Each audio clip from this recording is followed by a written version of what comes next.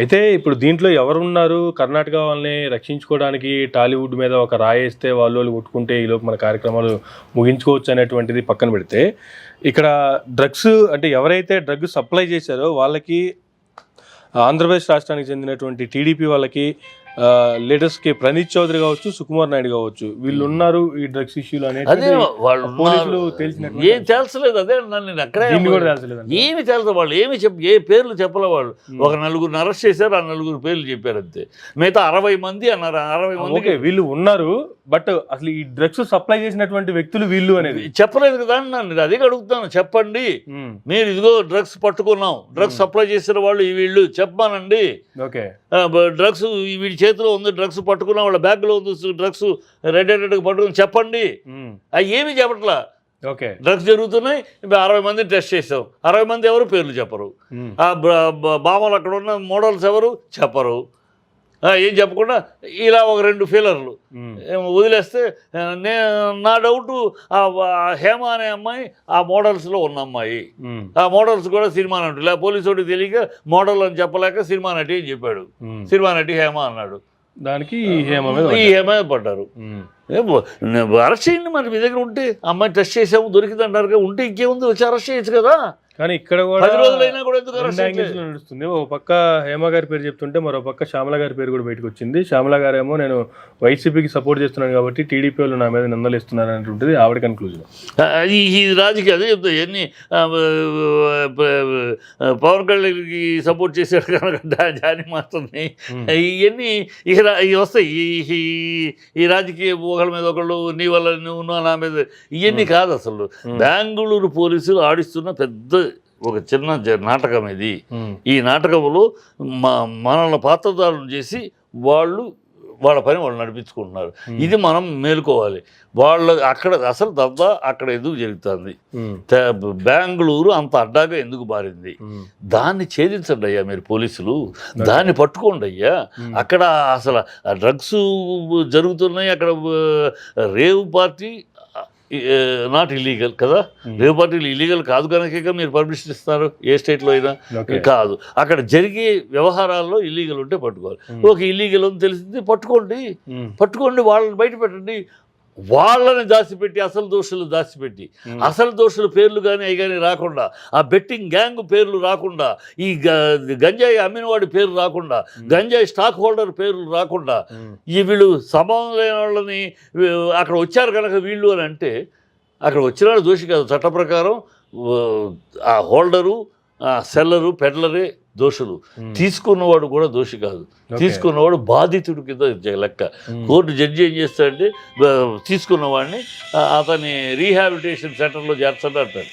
15 రోజులు 4 రోజులు రీహాబిలిటేషన్లో, అది పనిష్మెంట్, అంతేగాని జైలు శిక్ష కాదు.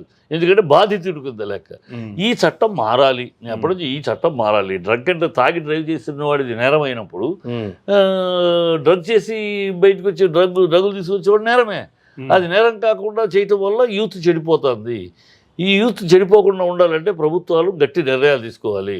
ఈ డ్రగ్స్ వల్ల తీసుకుంటే మీ లైఫ్ నాశనం అయిపోతుంది, మీ వీసాలు రావు, మీరు ఫారిన్ ఎడ్యుకేషన్కి వెళ్ళలేరు, ఫారిన్ ఉద్యోగాలు రావు, ఏ వ్యాపారం చేసినా బ్యాంకులు మీకు లోన్లు ఇవ్వవు, మీకు ఈ కేసులో ఇరుక్కుంటే అలా ఉంటుంది. దాన్ని కండిషన్గా స్ట్రాంగ్ స్ట్రింజెంట్ రూల్స్ తీసుకొస్తే అప్పుడు భయపడుతుంది యూత్.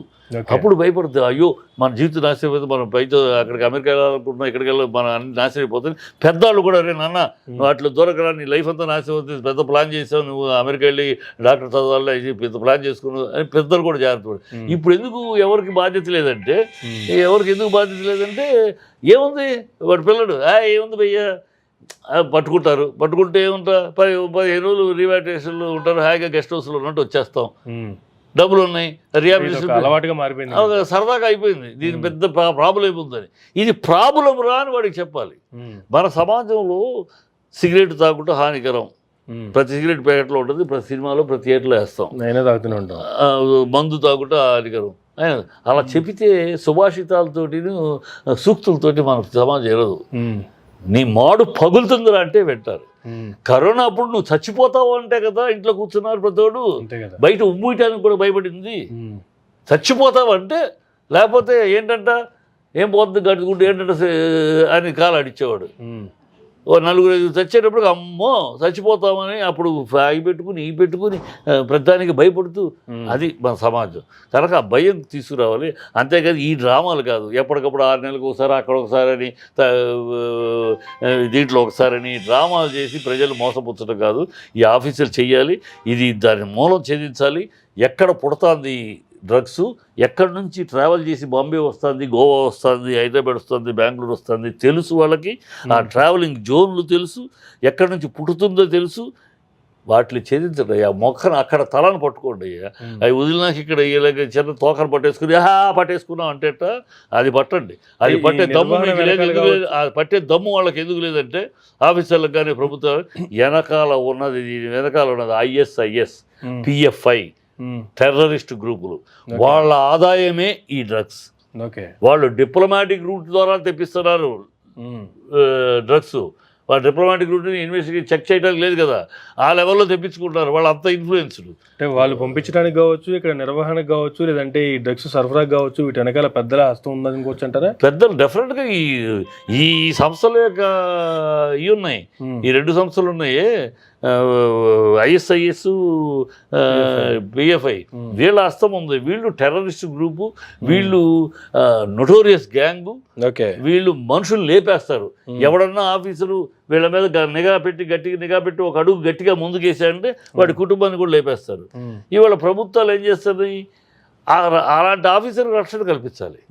అలాంటి ఆఫీసర్కి మామూలు ఎమ్మెల్యేలకి అడమైన వాళ్ళకి Z+ కేటగిరీలు ఈ సెక్యూరిటీ ఇచ్చే బదులు ఇలాంటి సీరియస్ ఆఫీసర్, సిన్సియర్ ఆఫీసర్ ఉన్నారు మనకు. బ్రహ్మాండమైన గన్ షాట్ ఆఫీసర్లు ఉన్నారు. వాళ్ళకి నువ్వు రక్షణ కల్పించాలి. వాడు దూకితే వాడి ఫ్యామిలీ మొత్తం రోడ్డు మీద లాగేసి చంపేస్తే మీరు దిక్కులేని అయితే ఎట్లా? వాడికి రక్షణ కల్పిస్తే వాడు Z కేటగిరీ నువ్వు వెళ్ళవయ్యా, నీ ఫ్యామిలీ మేము మా బంగారాలాగా చూసుకుంటారు, ఇదిగో సెక్యూరిటీ అని చెప్పి భరోసా ఇస్తే వాడు దూకుతాడు, వీళ్ళని అనుస్తాడు. ప్రభుత్వాలు అవి చెయ్యవు. ప్రభుత్వాలు ఏంటిగా అంత సాహసం చేయలేదు. ఎందుకంటే పోరాడవలసింది ఎవరితో అంటే నొటోరియస్ గ్యాంగ్ అయిన మాఫియా, డ్రగ్ మాఫియా. ఆ డ్రగ్ మాఫియా తోటి పోరాడాలంటే అంత ఈజీ కాదు. చాలా కట్టుదిట్టమైన ధైర్యం కావాలి, ప్రాణాలకు తెగించి పోరాడే ఆఫీసర్లు కావాలి. అవన్నీ అందుకని వాళ్ళు సాగుతూనే ఉంటుంది. ఈ లోపల ఏ స్టేట్కి ఆ స్టేట్ వాళ్ళని తప్పించుకుని ఇంకోళ్ళ మీద మేము చాలా శుద్ధపూసలు అయ్యా, మా దగ్గర ఇవన్నీ ఉండవు మీ దగ్గర అని అంటాలు తప్పితే, అందుకోసం చేసి డ్రామా తప్పితే మేము బెంగళూరు చాలా శుద్ధపూసలు చెప్పుకోవడానికి మీ వాళ్ళే తాగుబోతులు, మీ వాళ్ళే తిరుగుబోతులు, మీ వాళ్ళే అని మన మీదకి రంగు పోసేసి ఆధారాలు లేకుండా challenge the police officer. You show the రుజువులు చూపించండి, evidence. He show the establish the evidence, he show that and then say they are there. How can you say without evidence, without clarity? అది చేశారు కనుక, evidence లేకుండా చేశారు కనుక వాళ్ళు suspend చేశారు వాళ్ళ ఆఫీసర్లు.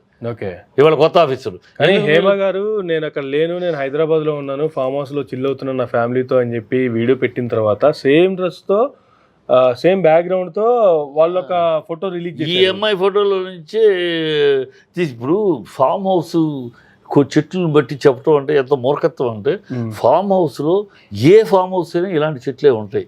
అక్కడ పువ్వులు రాలే చెట్లు, ఆకులు రాలే చెట్లు, పురుగులు పట్టే చెట్లు పెట్టరు. ఎందుకంటే అది ఓపెన్ స్పేస్ ఎక్కువ ఉంటుంది, క్లీనింగ్ కష్టం, ఆ పురుగులు ఇలా ఉంటే పాములు గీములు వచ్చే అవకాశాలు ఉంటాయి. అందుకని ఎప్పుడు కూడా ఇలాంటి ఏ స్మెల్ ఉండదు, ఏముండదు దానికి, కానీ పచ్చదనం ఉంటుంది అంతే. ఆ పచ్చదనంగా ఉండే ఇవే ఉంటాయి, ఎక్కడైనా ఇవే ఉంటాయి. అది చూపించి ఆ చెట్టు ఈ చెట్టు ఒకటే కనుక నిజంగా మీ దమ్ముంటే మీ దగ్గర సాక్ష్యాలు ఉంటే అరెస్ట్ చేయండి. వచ్చి హైదరాబాద్లో ఉంది బిర్యానీ చేస్తాను చూపించింది కదా, రండి అరెస్ట్ చేయండి, ఇదిగో ఎవిడెన్స్ అని. అదెందుకు చేయరు? ఈ సొల్లు లీకులు ఎందుకు? అది అడగాలి మన జర్నలిస్టులు, అడగరు.